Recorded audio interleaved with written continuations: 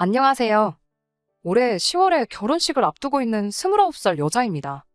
결혼을 약속한 남자친구와는 대학 졸업을 앞둔 시점에 취직 준비를 하면서 알게 되었어요. 지금도 좋은 일자리 구하기 힘들다고 연일 뉴스에서 떠들지만 5년 전에도 좋은 직장 들어가는 건 하늘의 별 따기나 마찬가지였습니다.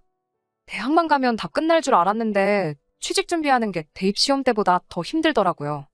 목표한 점수까지 도달해도 취직이 될지 안 될지 확신할 수가 없다 보니 자격증이며 이런저런 조건을 채워도 서류조차 통과하지 않을 때도 있었으니 심리적으로 많이 힘들었어요. 남자친구는 그때 같이 취업 스터디하면서 알게 되었는데 어찌저찌 저랑 남자친구 둘 다 취직을 한 뒤에 다시 인연이 닿게 되면서 연인으로 발전하게 되었습니다. 그 당시 같이 목표하던 이름만 들어도 다 아는 대기업 그 회사는 아니었지만 그래도 적당히 서로 전공 살릴 수 있는 괜찮은 회사에 들어가게 되었어요. 월급은 대기업에 비할 건 아니지만 그래도 통계적으로 평균을 냈을 때 중간보다 더 잘 쳐주는 정도였고요.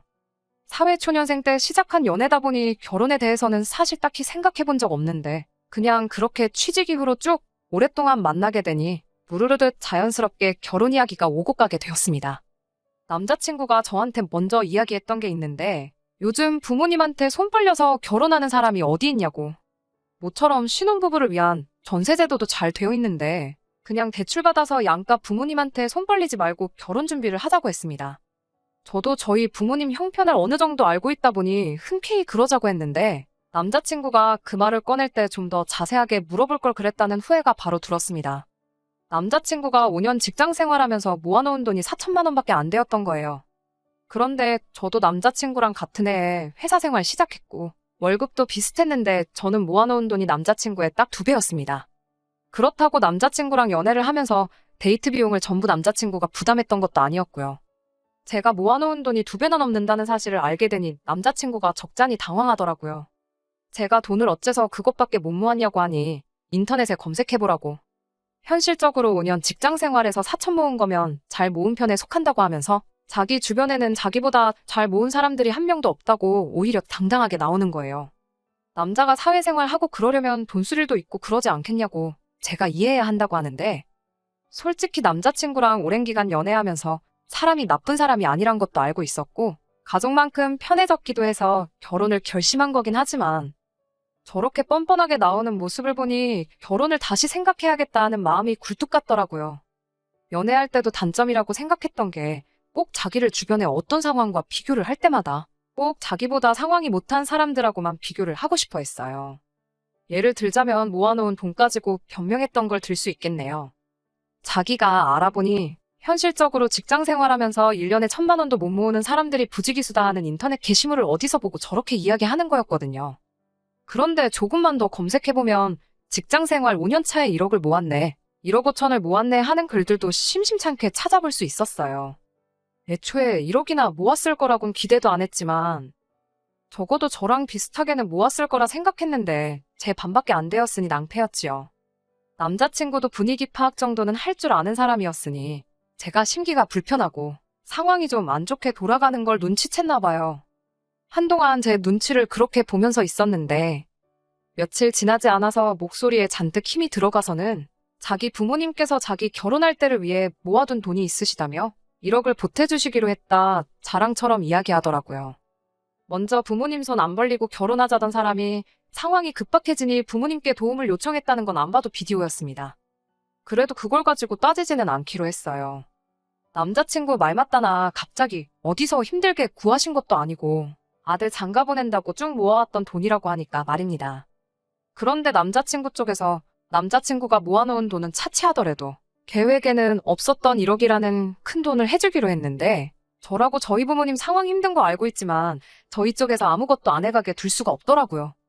저희 부모님한테 이 이야기를 했더니 저랑 같은 반응을 보이셨고 예비 사돈 댁에서 그렇게 보태는데 당신들도 가만히 있으면 그건 나중에 이야기 나올 수도 있다고.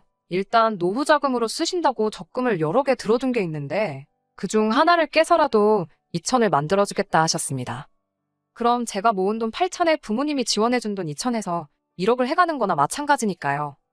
여전히 남자친구가 모아놓은 돈과 남자친구 집에서 지원해주기로 한 1억 4천보다는야 부족하지만 애초에 시작을 반반 결혼하기로 했던 것도 아니었고 부모님 도움 없이 하기로 했던 결혼이니 그게 그렇게 문제될 건 없겠다 싶었습니다. 그래서 총 2억 4천으로 결혼 준비를 하기 시작했지요. 2억 4천에 신혼부부를 위한 전세대출을 받아서 신혼집을 구하기로 했어요. 혹시 모를 주택청약 당첨의 기대 때문에 조금이라도 목돈을 만들어두고 싶었고, 그래서 욕심내지 않고 집도 딱 신혼 때 몇 년 살기 괜찮은 정도로만 구하고, 혼수랑 결혼식 비용도 최대한 아껴보기로 결정을 했습니다. 혼수 같은 경우에는 나중에 저희가 전세 말고 자가로 집을 구하면 그때 가서 할부를 하든 뭐를 하던 간에 좋은 걸로 하면 되겠다는 생각이었거든요. 그렇게 하나둘씩 착착 결혼 준비 해나가고 있던 상황이었는데, 지난주에 데이트하고 있는데 남자친구가 말도 안 되는 헛소리를 하더라고요. 자기 부모님이 1억이라는 큰 돈을 보태주지 않느냐. 그러니까 앞으로 자기 부모님한테 알아서 잘해야 한다. 뭐 이런 식으로 말을 꺼내는 거예요. 다른 건 없고 한 달에 한 번 정도는 시어머니랑 같이 백화점이나 아울렛 같은데 쇼핑 좀 다녔으면 한다는 겁니다.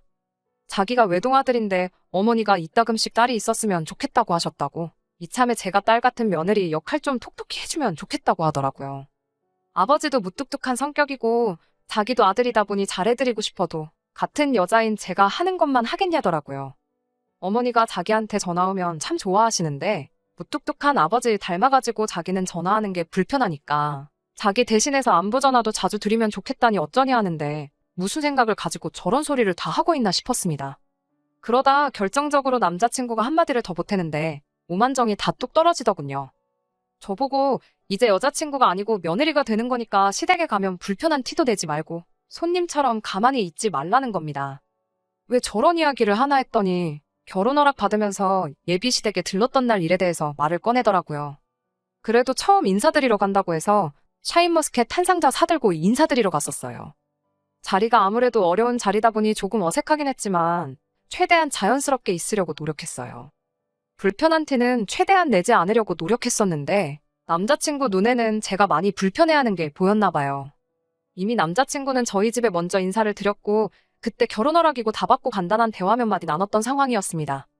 적어도 남자친구가 저희 부모님께 인사드리러 왔을 때 물어보는 말에 로봇처럼 대답만 하고 뻣뻣하게 얼어붙어 있던 거 생각해보면 제가 그렇게 불편해했다고는 생각하지는 않았는데 사람마다 느끼는 게 다르니까 뭐 할 말은 없어요. 제가 가고 나서 무슨 이야기가 오고 갔길래 불편한 티를 냈다는지는 모르겠지만 손님처럼 가만히 있지 말라는 말은 무슨 말인지 짚고 넘어가야겠더라고요. 그러니까 남자친구가 대답이라고 한다는 소리가 그날 있었던 일을 가지고 걸고 넘어지더라고요. 자기 어머니가 식사 준비한다고 음식 차리고 있는데 가만 앉아만 있던 게 좀 보기 그랬다고 하는 거예요. 식사 끝나고 나서도 말이라도 설거지는 내가 하겠다 한마디 했으면 얼마나 보기 좋았겠냐고. 식사 끝나고 나서도 과일 몇 개를 내주셨는데 이젠 남자친구 어머니도 아니고 시어머니 되실 분이 과일을 자르고 계시는데 칼이라도 뺏는 신용이라도 했어야 한다는 거예요. 과일 이야기가 나와서 말인데 저도 그때 조금 서운했던 게 있었어요. 제가 샤인머스켓이며 이런저런 수입 과일들 여러 개를 사갔는데 솔직히 샤인머스켓 그거 예전만큼 비싸고 없어서 못 먹는 과일도 아닌데 제가 사간 과일들은 그대로 두고 어디 냉장고에 몇 달은 처박아 두신 건가 싶은 말라 비틀어진 사과 몇 개 썰어주신 게 전부였어요. 괜히 사간 거 생색내는 것 같아 아무 말도 안 하긴 했지만 서운했던 거 꺼내면 저도 한두 가지 아니지요.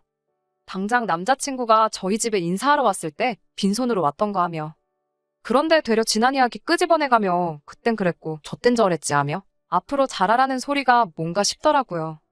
그리고 여태까지 조용히 말 한마디 없다가 자기 부모님이 1억 보태주기로 했다고 큰 소리 떵떵 치는 것도 어이가 없었습니다. 남자친구한테 뭘 그런 것까지 미리 정해놓고 하느냐고. 결혼하면 며느리돌이 알아서 할 텐데 그렇게 대놓고 대리효도 강요하는 거? 솔직히 말해서 좀 꼴불견이라고 솔직하게 제 생각을 말했습니다. 그리고 당신은 얼마나 우리 집에 사위돌이 잘하려고 그런 부탁을 하느냐고 따졌더니 남자친구는 오만상을 찌푸리며 내가 왜? 라는 반응으로 나오더라고요. 그러면서 한다는 말이 너네 집에서는 2천 보태주는 데 비해 우리 부모님은 1억이나 해주시지 않냐고. 그러니까 도리를 해야 되는 건 내가 아니고 너라고 하면서 딱 잘라서 말을 하더라고요. 여태 너 하는 꼴 보니 우리 부모님한테 그렇게 감사해야 하는 것 같지도 않아서 꺼낸 말이라며 결혼하면 알아서 잘하겠다고 회피하지 말고 노력하는 모습을 보이라네요. 결국 남자친구와는 그날 더 말이 통하지 않아서 그렇게 결론도 내지 못한 채 집에 돌아왔습니다. 원래는 퇴근하면 평일에도 가끔씩 만나서 결혼 준비한다고 만나 사소한 이야기 나누고 겸사겸사 데이트도 하고 돌아왔는데 오늘까지도 그냥 일 핑계 대면서 자리를 피하고 있어요. 결혼 이야기 오고 간 지 얼마나 됐다고. 차라리 사소한 걸로 자존심 싸움하는 거였다면 차라리 제가 아무 말도 안 했겠는데 시작부터 이런 역대급 대리요도 이야기를 꺼낼 줄은 몰랐습니다. 막말로 말이 남자친구 부모님이 1억을 해준다는 거지. 엄밀히 따지고 보면 저희 집보다 4천만 원 더 해오는 거거든요. 그걸 바꿔서 말하면 애초에 양가 부모님 지원 없었으면 남자친구가 저보다 4천만 원 덜 해오는 상황이었고요. 지금도 이러는데 만약에 저희 부모님이 2천만 원도 안 해주신다 했으면 얼마나 그걸 가지고 큰 소리를 떵떵 쳤을지 싶어요. 4천 차이에 이 정도인데 그게 6천만 원이었으면 조선시대 때 마냥 시부모님 상 차려드리고 저는 뭐 부엌 구석에 상 펴놓고 혼자 찬밥을 먹으라고 하고도 남았겠다 하는 생각도 들고요.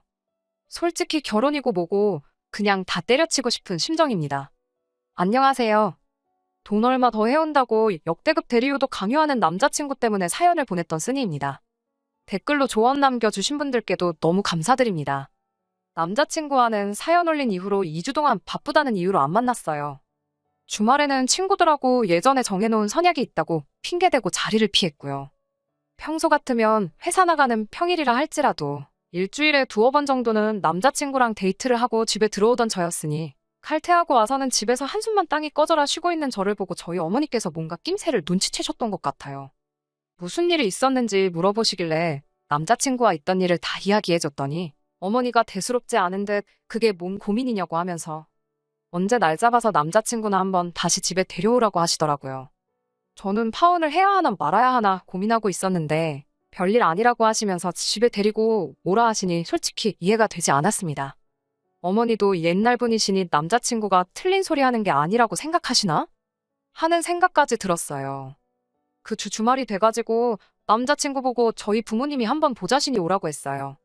2주 동안 제가 만나는 거 피하는 게 티가 날 정도로 행동했으면 어느 정도 눈치를 챘으면 좋으련만 자기가 불리한 상황에서는 그렇게 눈치가 빠르더니 아직도 기고만장해 있던 남자친구는 장인 장모님이 사위를 벌써부터 오라가라 하신다고 짜증 섞인 말투로 농담을 다 하더라고요.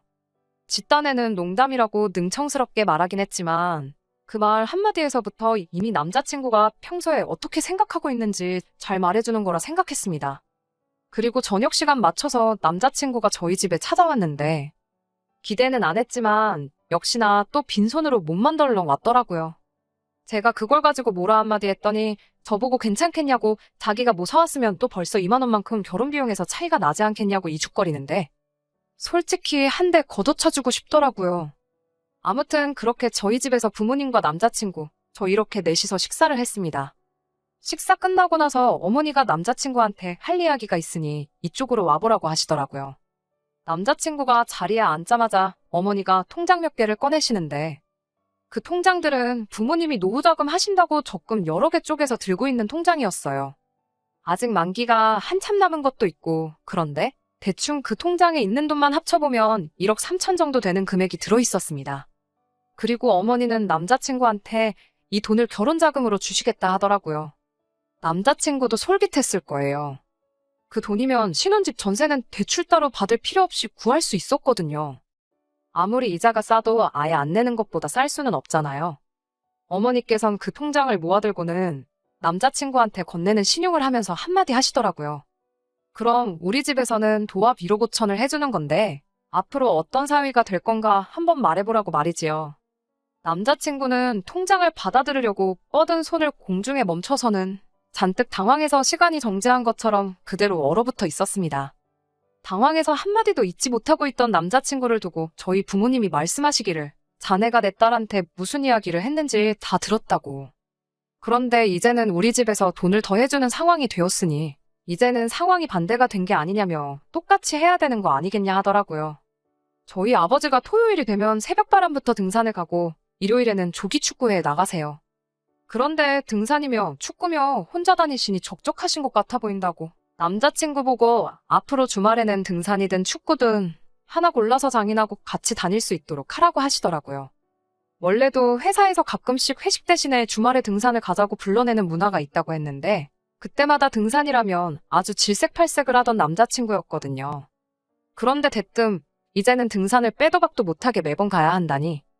그리고 부장님보다 더 멀게 느껴지는 예비장인과 한계라니 남자친구한테는 악몽과도 같았을 겁니다.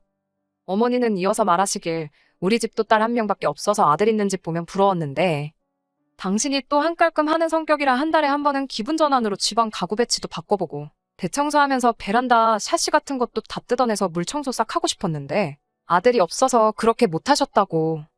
그러니까 앞으로 한 달에 한 번은 또 저희 집에 와서 대청소하는 걸 도우라고 하는 겁니다. 사위한테 처가에 와서 설거지를 시키겠냐, 밥빨래를 시키겠냐고. 그냥 힘쓰는 일 생기면 와서 그때그때 도와주면 좋겠다고 하시는데 남자친구가 저한테 말한 며느리돌이라고 쓰고 식모살이라고 읽는 그것들을 그대로 똑같이 남자친구한테 해내라고 말하시는 거였지요. 남자친구는 어디서 꿀이라도 훔쳐먹고 온 건지 아직도 파른 통장 받아들으려고 뻗은 그대로 얼어붙어서는 아무 말도 못하고 쩔쩔매고 있더라고요. 그 꼴을 보는데 어찌나 속이 후련하던지. 그날 저녁에 남자친구한테 연락이 왔습니다. 그냥 우리 처음에 하기로 했던 대로 양가 부모님 지원 받지 말고 우리끼리 힘으로 하면 어떠겠냐고 말이지요. 저희 부모님이 더 해주시기로 한돈에 제 돈을 합치면 남자친구 쪽에서 해오는 돈하고 9천만 원 차이가 나잖아요. 그런데 저렇게 나오는 거 보니까 아마 시댁에서 비슷하게라도 그 돈을 맞춰서 반반 결혼을 시킬 여력도 안 되는 것 같더라고요. 그러니까 이제 한다는 소리가 아예 부모님 돈은 없던 걸로 하자는 거지요. 그 말을 들으니까 이 사람이 한심한 것도 있지만 여태까지 파혼하자고 말도 꺼내지 못해 전전긍긍하던 제가 다 한심해지더라니까요. 그냥 결혼은 없던 일로 하자, 파혼하자는 말이 턱끝까지 차올랐는데 한숨 돌리고서 참아냈습니다. 그리고 남자친구한테 그럼 부모님이 해주기로 한 돈은 있고 우리가 모은 돈만 가지고 결혼하자고 했습니다. 남자친구 목소리가 밝아지는 게 전화기 너머로도 느껴지더라고요. 안도의 한숨을 내쉬는 소리가 들리자마자 제가 한마디 더 했어요. 그러면 이제 내가 무려 4천만 원 더 가지고 오는 거니까 나한테 남편 돌이 얼마나 잘할 거냐고요. 나도 쇼핑 좋아한다고 한 달에 한 번은 백화점 데려가서 좋은 거 사달라고 했지요. 꼭 명품일 필요 없다고 그냥 그때그때 갖고 싶은 거 말할 테니 그거 사주면 된다고 했습니다. 그리고 일 마치고 퇴근하고 집에 들어오면 피곤한 티 내지 말고 집안일부터 하라고 했어요. 요리는 할 줄 모를 테니까 식사 준비 정도는 내가 도와주겠다고. 대신 설거지 같은 뒷정리는 당신이 다 하고 식사 끝나고는 과일들 껍질 전부 직접 깎아서 바치라고 했지요. 요리는 못해도 과일 껍질 정도는 벗길 수 있잖아요.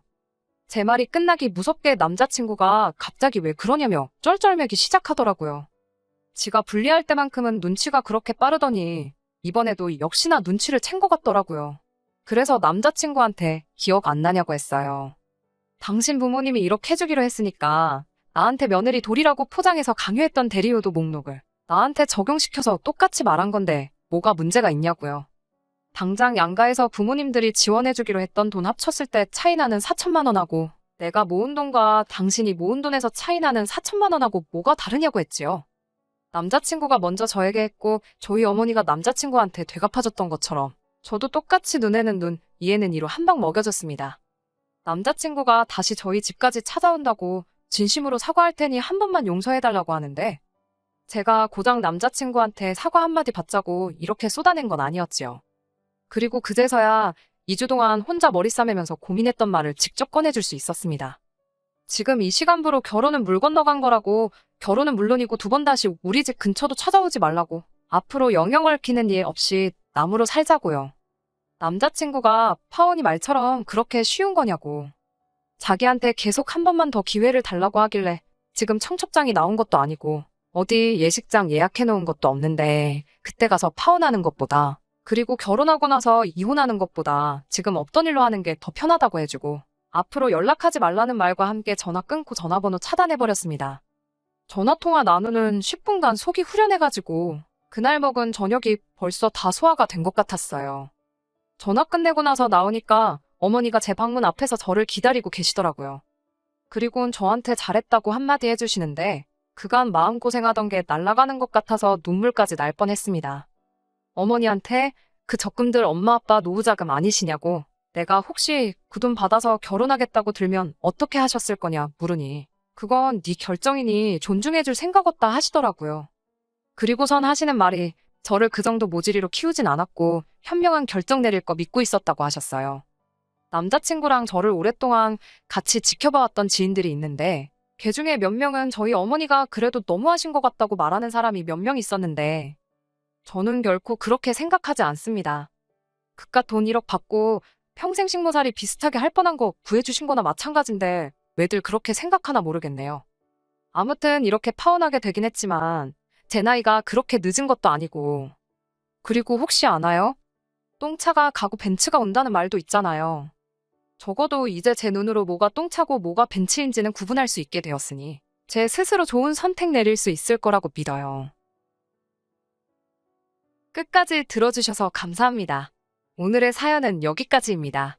구독과 좋아요, 알람 설정 부탁드리고 더 좋은 사연으로 다시 찾아뵙겠습니다. 감사합니다.